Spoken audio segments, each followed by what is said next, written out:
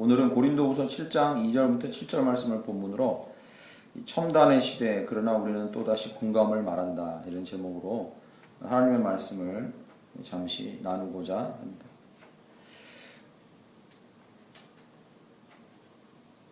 이 며칠 전이었죠. 이번 주 초입니다. 얼마 되지 않은 일인데 서울 올림픽공원에서 키즈카페에서 놀던 5살짜리 아이가 발달장애를 물론 좀 갖고 있었어요. 그런데 그 키즈카페에 어머니도 있었고 다 사람들이 주변에 너무 많았는데 그 아이가 사라졌다가 그 다음날 이 올림픽공원 바로 옆에 석촌호수가 있거든요. 근처에 그 석촌호수에서 시신으로 발견됐어요. 정말 끔찍한 일이었죠. 그 바로 옆에 부모가 있었고 그 석촌호수 근처에 CCTV가 50대가량 있었답니다. 그런데 문제는 아무도 그 아이가 호수에 가서 장애가 있는 아이였으니까 호수에서 뭐 놀다가 빠졌을 수도 있고 한데 호수에 갈 때까지와 그리고 호수의 근처에 있을 때 아무도 아이를 제지하거나 그리고 보고 보호한 사람이 없다는 사실. 이것 때문에 이번 주 초에 참 사람들의 마음에 많이 상실감을 느꼈습니다. 이 상실감이라면 무엇이냐면 무슨 기대나 또는 소망을 갖고 있는데 그게 깨져버리는 거죠. 이 CCTV가 한 4, 50대 있었다는 이야기를 듣고 야 첨단의 시대긴 첨단의 시대 맞다 싶습니다. 그죠? 저희는 모르고 지나다니지만 길거리에 저희가 지나다닐 때 CCTV가 다 저희를 보고 있습니다. 정말 많아요. 이 첨단의 시대에 살고 있죠. 그러나 그럼에도 불구하고 이 사건을 통해서 저희가 경험하는 건 첨단의 시대에 살아도 또 한 번 인간성 자체에 대해서는 우리가 상실감을 갖게 되는 거죠. 인간성에 대한 기대감이 또 한 번 깨지는 순간입니다. 그 뉴스에서 열 나왔던 이야기가 그렇게 사람이 많은데 단 한 명도 그 아이에게 관심을 가지는 사람이 없을까라는 것이었죠. 뭐 부모조차도 심지어 그랬으니까요. 5살, 뭐 15살도 아니고 5살 아이가 그렇게 돌아다니는 걸 보면 부모 없이 돌아다니는 걸 보면 참 궁금하기도 했을 텐데 인간적으로 기본적으로 인간이 갖고 있어야 될 인간성에 대해서 상실감 같은 것을 사람들이 많이 느끼게 된 거죠. 오늘 사도 바울도 비슷한 감정을 오늘 본문에서 쓰고 있습니다. 자세히 노골적으로 드러나 있지 않지만 사도 바울은 7장 5절 말씀에 이렇게 쓰고 있습니다. 우리가 마게도냐에 이르렀을 때에도 우리 육체가 편하지 못하였고 사방으로 환난을 당하여 밖으로는 다툼이 안으로는 두려움이었노라 이렇게 쓰고 있습니다. 사도 바울이 두려움이라는 단어를 사용하는 경우는 별로 없습니다. 사도 바울은 사나 죽으나 자신이 예수 그리스도의 것이라고 고백하고 죽음 직전까지 가는 매를 3번이나 맞은 사람입니다. 죽음 직전까지 가는 경우가 한두 번이 아니었죠. 그러나 그럴 때마다 사도 바울은 담대함으로 이 자기 복음을 전하는 일에 자기의 목숨을 버리는 것에 대해서 두려워한 사람이 아닙니다. 그런데 오늘 본문 말씀에 마게도냐라는 지역에 이르렀을 때 그가 육체적으로 피곤했고 두 번째 사방으로 환난을 당하여 밖으로는 다툼이요. 이 밖으로는 다툼이라는 이야기가 이 당시에 복음, 예수 그리스도를 중심으로 한 복음을 반대하는 사람들과 다툼, 논쟁을 얘기합니다. 근데 거기까지는 괜찮았는데 안으로는 두려움이었노라. 여기 안이 무엇이냐면 무슨 집안이 아니라 자기 마음을 얘기해요. 사도 바울의 심적인 상태. 안으로는 뭐요? 두려움이었노라 이렇게 얘기합니다. 이 두려움이 과연 어디서 왔길래 사도 바울이 노골적으로 자신이 두려움을 갖고 있다라고 표현했느냐라는 것을 보면 그 근거는 이 고린도 후서가 쓰여지기 전에 적어도 사도 바울이 고린도 교회와 그 지역 성도를 위해서 2개의 편지를 더 썼을 것이라는 이 추정이 있습니다. 그 중에 하나 발견된 게 뭐냐? 고린도 전서죠. 그죠? 저희가 알고 있는 거죠. 그리고 고린도 전서와 고린도 후서를 쓰기 전에 책 하나가 더 있었을 것이다. 편지가. 이런 추정들이 있습니다. 그런데 그건 발견되지 않았죠. 어쨌든 그런데 중간께 발견됐던 상관없이 사도 바울이 여기서 5절에 두려움이라는 단어까지 쓰면서 고린도 성도들에게 이런 얘기를 하고 있는 이유가 있습니다. 첫 번째 고린도 전서를 사도 바울이 편지로 썼을 때 그 안에는 고린도 성도들을 위해서 심한 말이 많았어요. 고린도 성도를 향해서 하는 심한 이야기들이 많았습니다. 그럴 수밖에 없었습니다. 여러분 아시죠? 그죠? 나는 바울파다. 나는 아볼로파다. 나는 예수파다 해서 파당이 많이 갈라져 있었고 고린도 교회에. 그리고요. 도저히 믿지 않는 사람에게도 입에 담을 수 없는 성적인 수치스러운 일들이 집안에서 일어나고 있었고 우상 섬기는 일이 있었고 뭐 별별 일들이 다 있었습니다. 그런데 그 고린도 교회가 뭔가 부족해서 그렇습니까? 아닙니다. 오히려 부하고 은사도 충만한데도 싸움이 심했고 음란이 심했던 것입니다. 그러니까 사도 바울이 그러한 고린도 교회를 향해서 편안하게 말을 할 수가 없었겠죠. 그래서 고린도전서에 심한 말들을 많이 했어요. 정말 심한 말을 많이 했습니다. 그런데 진심으로 그렇게 얘기한 거죠. 고린도 교회가 바로 잡히길 원해서 진심으로 얘기한 거죠.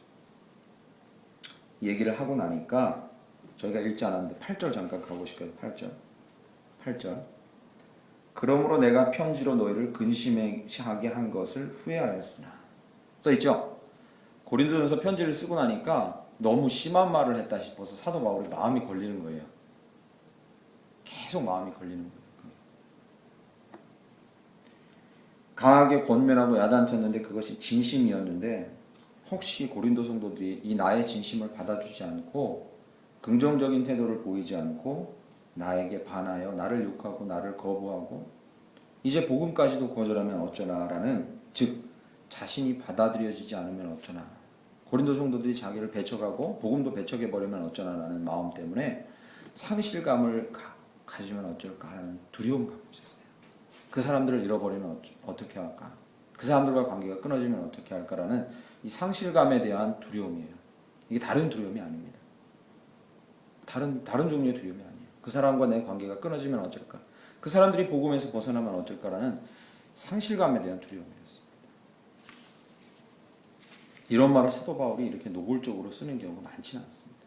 근데 사도 바울의 마음이 심히 괴로웠다는 것을 알 수 있죠. 또 하나 사도 바울의 마음이 심히 괴로웠다는 걸 알 수 있는 것이 그러한 저 사람들이 나와 관계가 끊어지고 복음과의 관계가 끊어지면 어쩔까라는 두려움이 심했다는 것이 2절부터 4절 말씀이 전체 내용이 무엇이냐면, 그래서 사도 바울이 고린도 성도들에게 너희들 오해하지 말아라 라고 계속해서 얘기하고 변호하는 구절이에요. 2절 말씀 보시면 2절, 우리를 영접하라, 마음으로 우리를 영접하라. 예? 우리는 아무에게도 불의를 행하지 않고 아무에게도 해롭게 하지 않고 아무에게도 속여 빼앗은 일이 없노라. 자꾸 자기의 진정성을 받아달라고 얘기하는 거예요. 내가 너희들 좀 야단쳤다고, 싫은 소리 했다고 마음 어려워하지 마라. 내 마음을 받아달라. 이렇게 얘기하는 거예요. 3절 말씀 보시죠. 나는 너희들과 함께 죽고 함께 살고자 하는 관계 안에 들어가길 원한다. 4절 말씀도 보시죠. 나는 너희들이 정말 자랑스럽고 너희들 고린도 성도들 때문에 나는 매번 힘을 얻고 있다. 근데 이런 이야기를 왜 장황하게 계속 쓰냐면 사도 바울이 잃어버릴 것 같은, 상실감, 잃어버릴 것 같은 두려움이 있었기 때문에, 그들과의 관계가 깨질 것 같은. 다시 한번 말씀드리지만 올림픽 공원에서의 이 일은 인간적으로는 절대로 저렇게 반응해서는 안 되는데 당연한 인간적인 반응에 대해서 우리의 기대가 무시되고 깨진 것에 대한 상실감이에요. 그것 때문에 사람들이 지금 힘들어하는 거죠. 인간의 정상적인 반응에 대한 기대가 무너진 거죠. 그런 일이 도대체 일어날 수 있을까라는 거죠.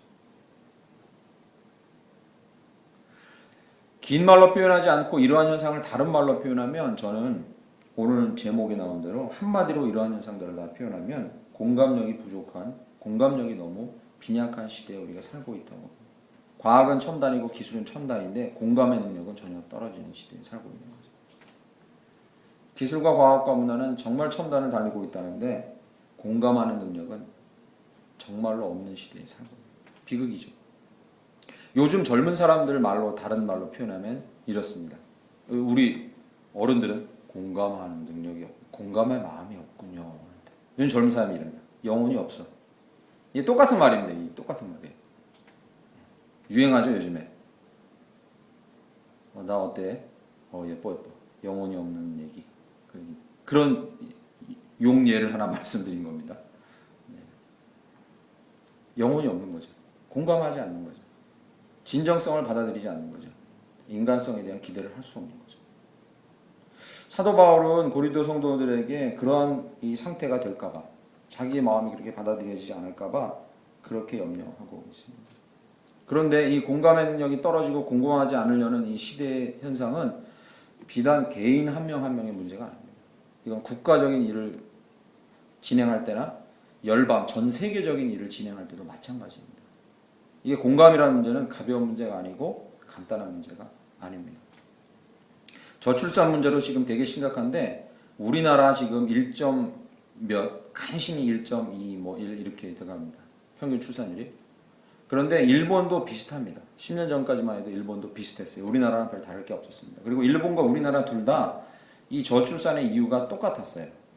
살기 너무 어려워요. 사회가 너무 살기 어려워져. 나라는 작고 땅덩이 작고 국민은 많아지고 살기 어려워져서 젊은 사람들이 결혼과 출산을 기피하는 거예요. 이유는 똑같습니다. 일본과 우리는. 그런데 한 10년이 지난 후에 일본이 썼던 이 출산율을 높이는 정책과 우리나라 정책의 비교가 얼마 전에 전문가가 신문에다가 비교를 해놨어요. 그런데 놀라운 게 10년 정도가 지나고서 일본은 출산율이 올라갔어요. 쭉 올라갑니다. 지금 계속 올라가고 있어요. 우리나라는요? 쭉 내려가고 있습니다. 우리나라 돈 안 썼습니까? 60조 가까운 돈을 썼어요. 출산율 높이는. 엄청난 돈을 썼습니다. 일본이요? 엄청난 돈을 썼어요. 그런데 그 돈을 어떻게 썼는지가 문제예요. 이걸 딱 이렇게 조사한 걸 딱 비교해 놓고 보니까 그럴만 하더라고요. 우리는 그 돈을 주로 어디다 썼냐면 아이를 낳으면 보조금을 좀 더 지급하는 일 정도로만 썼습니다. 그건 너무 중요한 일이에요. 중요한 일이긴 하죠. 그런데 일본은 그걸 어디다 썼냐면요. 첫째, 회사마다 퇴근 시간을 6시 이후로 야근하지 않는 회사에 전폭적인 돈을 지원하고 안 하면 돈을 끊어버리고 그 회사에 법적인 불이익을 줘버려요. 그러니까 사람들이 일찍 퇴근을 해요. 여자들이 원하는 게 뭡니까? 남편이 와서 육아를 도와주는 거예요. 그래야 애를 낳죠.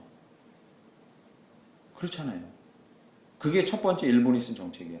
그러니까 일본은 야근하는 회사에 지금 엄청난 불이익이 돌아가요. 회사가 생존할 수 없을 정도로 불이익이 돌아갑니다. 우리요? 전혀 안 그러잖아요. 전혀 안 그래요. 두 번째 일본이 쓴 정책이 뭐냐면 여성들이 밖에서 일할 수 있도록 보육시설에 전폭적인 지지를 해주는 거예요. 저희는 지금 애를 낳으면 수당을 주는데 어린이집이나 유치원에는 지원을 끊고 있는 상황이에요. 지자체별로. 안 주려고 해요. 참 아이러니컬하죠. 애를 낳으라고 하면서 보육시설에 대한 투자를 하지 않아요. 일본은 거기다 전폭적인 투자를 했어요. 그러니까 아이를 낳으면 여성도 얼마든지 다시 나가서 일할 수 있는, 아이 걱정하지 않고 일할 수 있는 그런 준비를 해야 된다고 거기다 전폭적인 투자를 했어요. 제가 이 신문 기사를 보면서 오늘 말씀을 증거하려고 준비하면서 이 공감이라는 것은요, 개인과 개인의 문제가 아닙니다. 정부가 왜 젊은 사람들이 아이를 낳지 않고 키우려 하지 않느냐, 그 마음을 공감해야 돼요.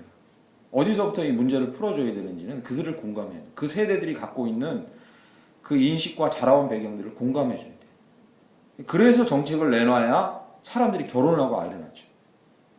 나 공감하려는 이 의지와 그런 태도는 전혀 없고 그냥 돈 더 주면 되는구나. 애 낳으면 돈 줘. 그러면 막 돈 몇 번 날라고 애를 막 낳겠지?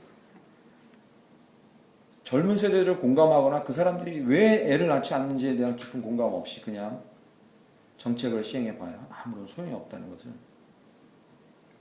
결과를 통해서 알 수 있습니다.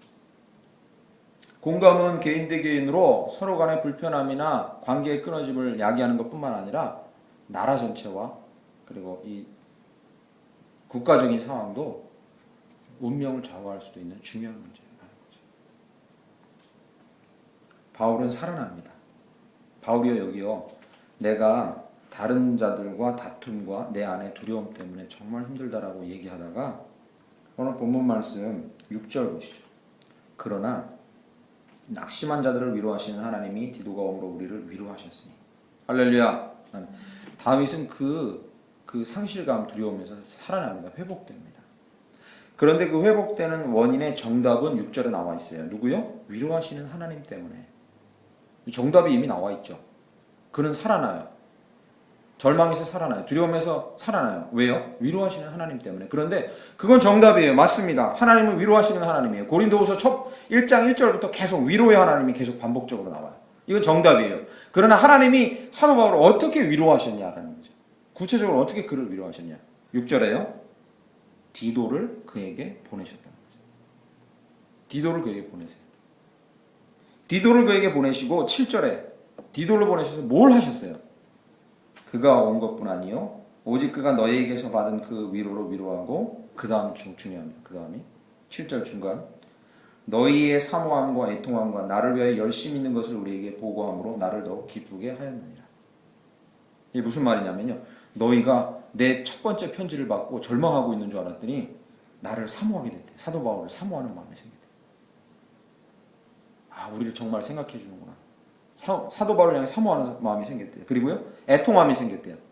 편지를 받고 나서 자기의 죄를 지적해 주는 것 때문에 회개하기 시작했다. 그리고 세 번째 마지막으로 나를 위해 열심히 있는 것을 우리에게 보고하는 것. 즉 사도 바울을 향해서 다시 뜨거운 마음이 생겼다.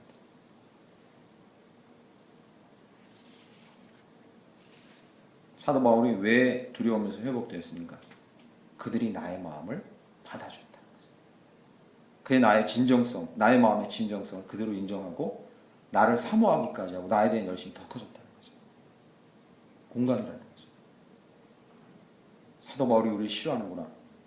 저 있을 때는 잘하다가 떠나가니까 우리를 막 욕하는구나. 이런 게 아니라 정말로 우리를 위하는구나 라는 마음이 통한 거죠. 나의 진심을 알아줬다는 거죠. 그것 때문에 사도 바울은 오늘 본문 말씀 7절에 나를 더욱 기쁘게 하였느니라. 긴 말이 아닌 짧은 말로 표현하면 공감이 사도 바울을 일으켜 세우고 그를 회복시킨 것이죠. 누군가 나의 진정성을 받아줬고 공감하고 있다는 겁니다. 거창하게 말하면 공감은 하나님의 사랑의 다른 표현입니다. 하나님은 사랑이시다라고 성경이 얘기하는데 공감은 하나님의 사랑의 다른 표현이에요. 저는 감히 이 공감이라는 단어를 하나님의 사랑이라는 단어와 동급으로 놔도 된다고 봅니다.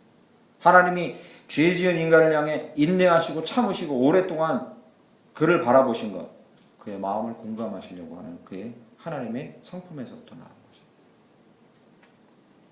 피조물의 죄악을 보고 속히 심판하지 않고 오래 기다리시고 긍휼로 그들을 감싸주시고 안아주시고 기어코 나중에 어떻게 되셨어요? 그들을 진짜 공감하려고, 사람을 진짜 공감하려고 사람이 되신 겁니다. 그러므로 하나님의 공감은 하나님의 인내와 사랑과 긍휼과 은혜를 가능케 하는 가장 기본적인 감정인 거죠. 하나님의 가장 기본적인 감정이에요. 하나님의 긍휼과 은혜, 인내, 사랑 이런 게 다 우리를, 피조물에 불과한 우리를 공감하시려고 하는, 그들과 같아지려고 하는 하나님의 이 마음에서 나온 것이라고 믿습니다. 아담이 타락했을 때 하나님께서 아담이 숨은 아담을 향해서 아담을 찾으시면서 막 돌아다니실 때 하나님께서 아담을 찾아서 어떻게 하시려고 돌아다니신 겁니까? 이놈의 새끼, 하지 말라 그랬지. 떼지 하지 말라 그랬지. 너 떼지. 이러시려고 아담을 찾았습니까? 아담을 찾으신 이유가 무엇입니까?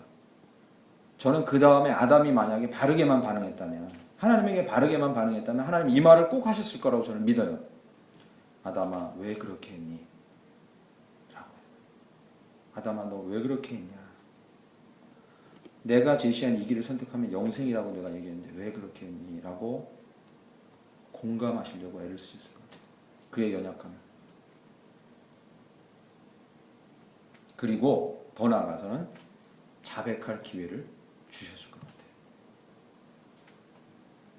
제가 잘못했습니다라고 자백할 기회를 주셨을 것 같아요. 저는 그렇게 믿습니다. 성경에는요, 창세기 6장 6절에 하나님께서 한탄하셨다는 말이 나오고, 신명기 32장에는요 더 심한 말이 나옵니다. 하나님이 후회하셨다는 말이 나옵니다. 사람 만든 거 후회하셨다. 출애굽기 32장에는 하나님께서 뜻을 돌이켜 그들에게 복을 주려다가 멸망시키기로 결정했다. 이런 얘기가 나옵니다. 한탄하다, 뜻을 돌이켰다, 후회하셨다. 이 구절들은요 해석하기 너무 어려운 구절이에요. 그렇지 않습니까? 이 구절을 그대로 문자 그대로 해석하면 하나님의 예지 능력이 없는 분이에요. 그렇잖아요. 전능하지 못한 분이에요. 후회라는 단어 자체가 그렇잖아요. 자기가 과거에 결정한 것에 대해서 실망하는 거잖아요. 이거 잘못했네라고. 하나님의 예지와 전능을 무력화시키는 단어들이죠. 해석하기 아주 어려워요. 그러나 이 단어는요, 하나님의 생각과 의지를 나타내는 단어가 아니라 감정을 나타내는 단어예요.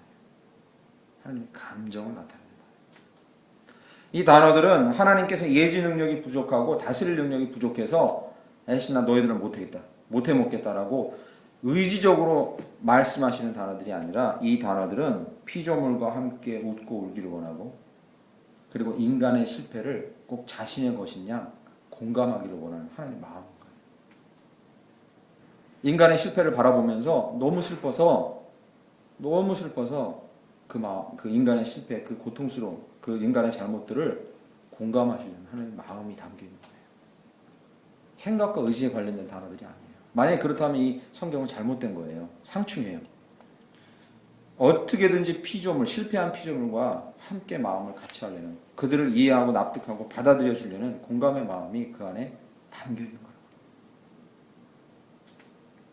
예수님께서도 그러셨어요. 예수님께서 이 땅에 사시는 동안과 십자가에 돌아가시고 부활하시고 승천하시는 이 모든 과정 가운데에서 예수님께서 한탄하시고 분내셨고 눈물을 흘리셨던 이 모든 과정은 죄인인 인간들을 철저히 공감하시려는 예수님의 반응이셨어요. 예수님이 병든 자 앞에서 막 우셨을 때 얘 어떻게 아파 얘 하면서 슬퍼서 질질 짝 시작했어요. 그건 아니잖아요. 그래서 예수님이 그를 깊이 공감하는 거예요. 죄 때문에 부대끼고 몸부림치고 애써도 죄에 또 굴레에 빠져드는 인간을 보고 너무 안타까워서 공감하신 거죠. 거기 그뿐입니까? 로마서 8장에 보면요, 성령님도 우리를 깊이 공감하신다고 나와요. 우리가 기도할 힘도 없을 때 성령님 어떻게 하신답니까? 말할 수 없는 탄식으로. 로마서 8장. 우리가 기도할 힘도 없을 때 집어쳐라, 나 기도 못하겠다 할 때 성령님은 말할 수 없는 탄식으로 우리를 위하여 친히 간구하시는 거죠. 할렐루야. 아멘. 성령도 우리의 마음과 우리의 상태를 공감하신다는 거예요. 성령은 이렇게 안 하신다는 거예요. 기도 집어쳐라, 나 기도도 할 힘도 없다. 이거 봐, 안 일어나? 먹고 살만하니까 기도도 하나. 성령이 이러시지 않고 우리가 기도할 힘도 없어서 지쳐있을 때 뭐라고요? 말할 수 없는 탄식으로 우리를 위해 대신 기도하신다. 그러니까 우리를 철저하게 깊이 공감하시는 거예요. 성령도. 이렇게 하나님의 역사와 예수 그리스도의 역사와 성령님의 역사를 바라보면 하나님의 구원과 우리 온 우주와 인간을 향한 섭리의 역사는 공감이라는 위에 쌓아 올려진 것이라는 사실이 분명하다.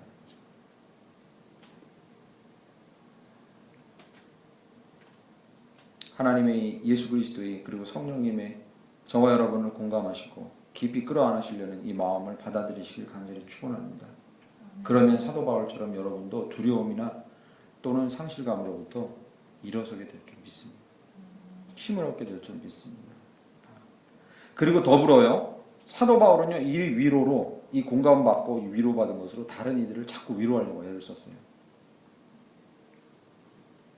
저희는 가정주부입니다.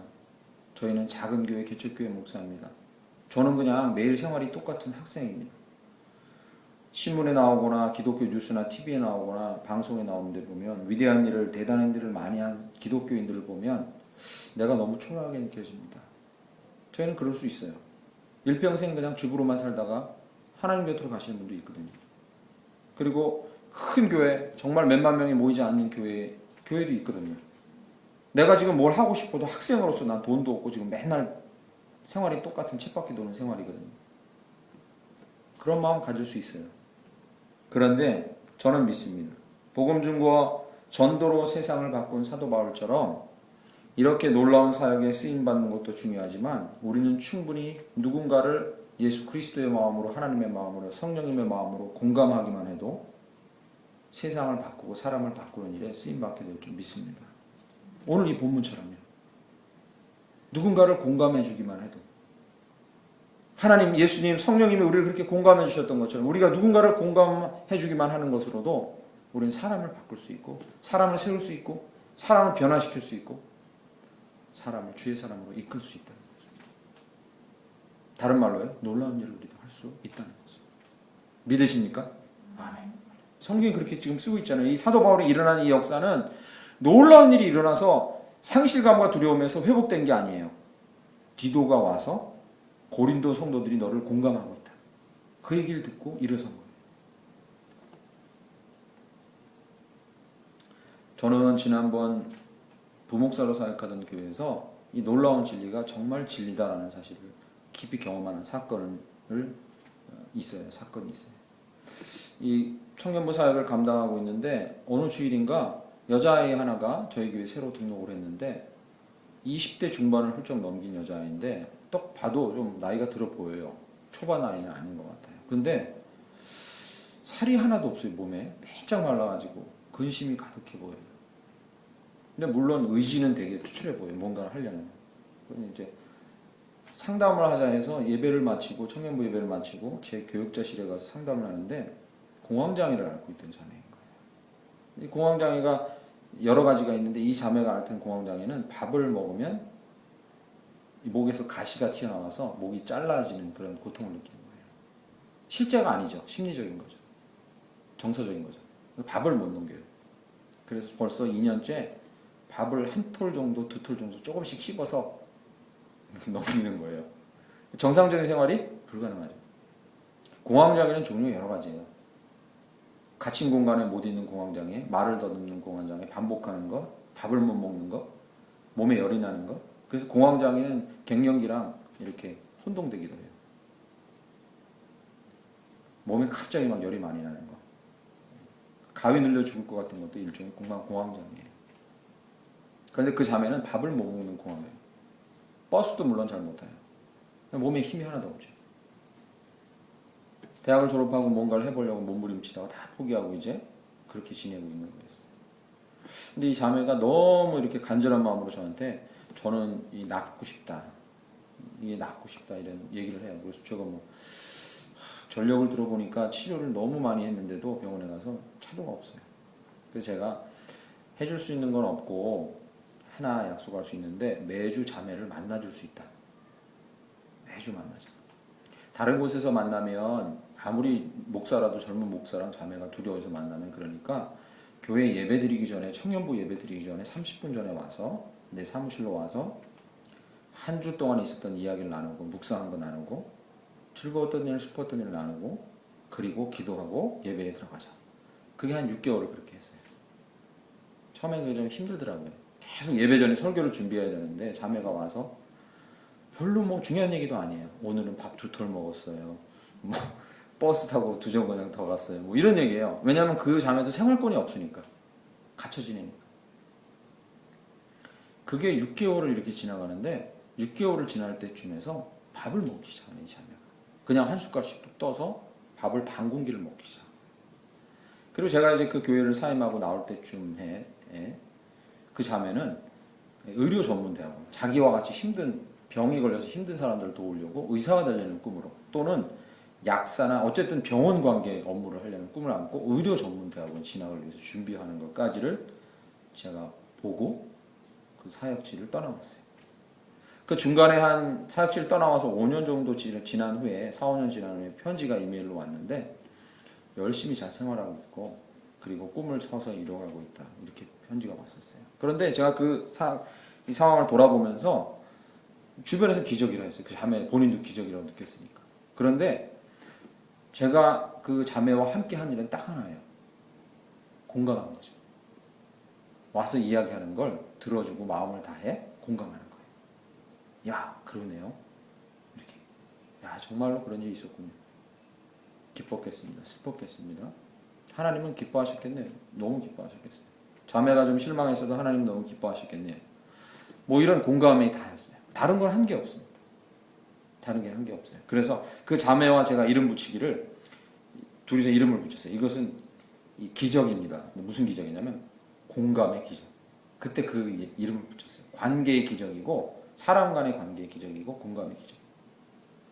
하늘에서 불이 떨어져서 갑자기 나온 게 아니라 관계와 공감을 통해서 역사하신 거죠. 하나님은 이렇게 우리를 통해서도 큰 일을 이루실 수 있는 줄 믿습니다.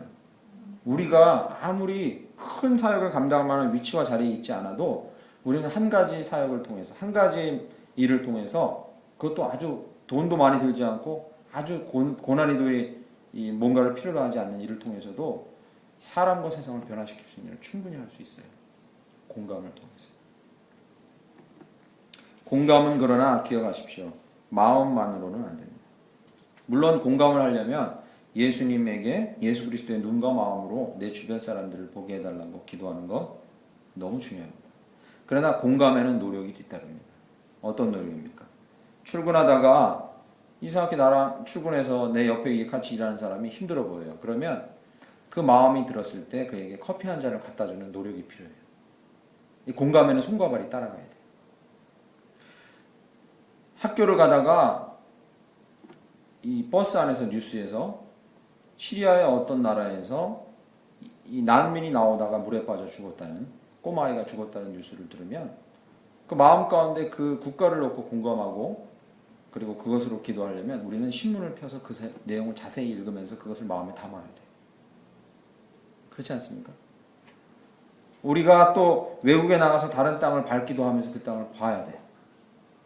우리가 내 앞에 있는 사람이 어떻게 지내는지 어깨를 툭 치면서 물어보기도 해야 돼요.